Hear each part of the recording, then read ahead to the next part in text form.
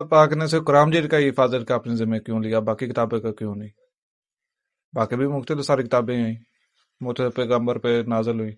ٹھیک ہے، حمزہ بھائی کا سوال ہے کہ اللہ تعالیٰ نے پچھلی کتابوں کی حفاظت کی ذمہ داری کیوں نہیں لی اور صرف قرآن ہی کی حفاظت کی ذمہ داری کیوں لی ہے؟ یہی ہے۔ دیکھیں، معاملہ یہ ہے کہ اللہ تعالیٰ اس دنیا میں جو بھی کام کرتا ہے وہ اسباب کے پس منظر میں کرتا ہے، اسباب کے ساتھ، اسباب کے دائرے میں، کیونکہ یہ اسباب کی دنیا ہے۔ پچھلے دور کے اندر لکھائی، کتابت، پرنٹنگ، کاغذ، یہ ساری چیزیں جو تھی یہ اتنی جدت میں نہیں تھی، اتنی یعنی کہ ابھی ناپید تھیں۔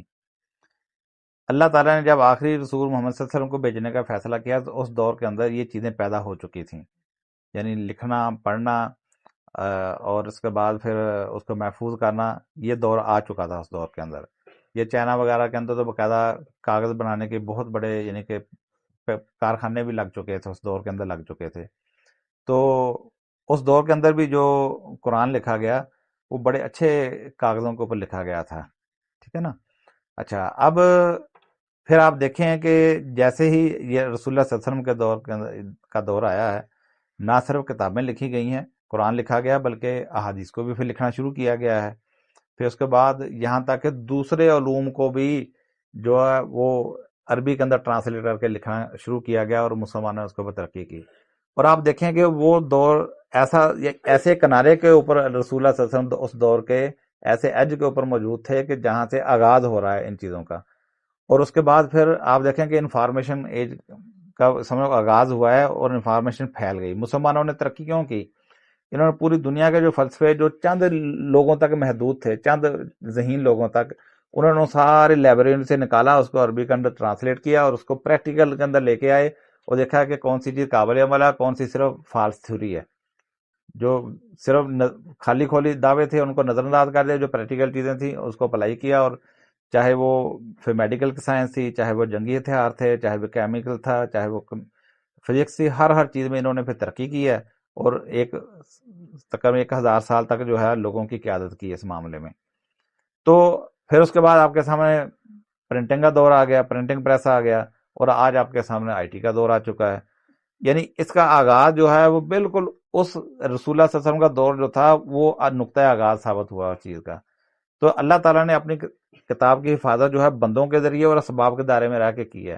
اس سے پہلے تک آپ دیکھیں گے کہ کتابیں ناپید تھی تقریباً، اگر وہ تھی تو وہ چند محدود لوگوں کے پاس ہوتی تھی، ہر بندے کے پاس نسخہ نہیں ہوتا تھا۔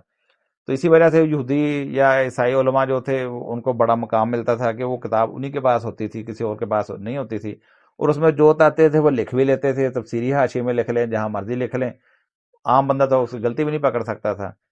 تو اللہ تعالیٰ نے جب یہ دور لایا، اللہ تعالیٰ محمد رسول اللہ صلی اللہ علیہ وسلم کا دور، تو اس دور کے اندر یہ اسباب لکھائی کے اس کے محفوظ کرنے کے پیدا ہو چکے تھے، اصل وجہ یہ تھی۔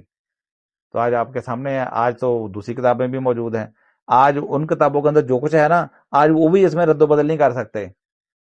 آج وہ تورات انجیل کے اندر بھی کسی طرح کا رد و بدل نہیں کر سکتے، کیونکہ ہر نسخے کے اوپر لکھا ہوا ہے کہاں سے طبع ہوا، کہاں سے پرنٹ ہوا اور کن کے زیر نگرانی ہوا۔ اگر ان نسخوں کے اندر اختلاف بھی ہے تو ان کو اب پہلے سے پتا ہے کہ فلاں امریکہ کا فلاں جو کتب خانہ اس کے اندر یہ اختلاف بڑا پڑا ہے، اس میں اس کا بھی ریکارڈ بن چکا ہے اب تو۔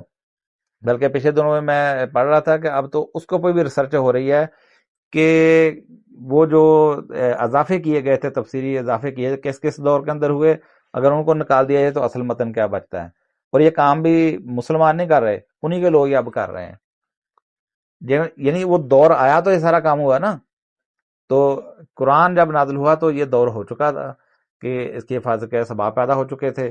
اللہ تعالیٰ نے اس کے بعد پھر فیصلہ کر لیا کہ اب اسی کی حفاظت کی جائے گی، اب رسول نیا اور رسول بھیجنے کی ضرورت نہیں۔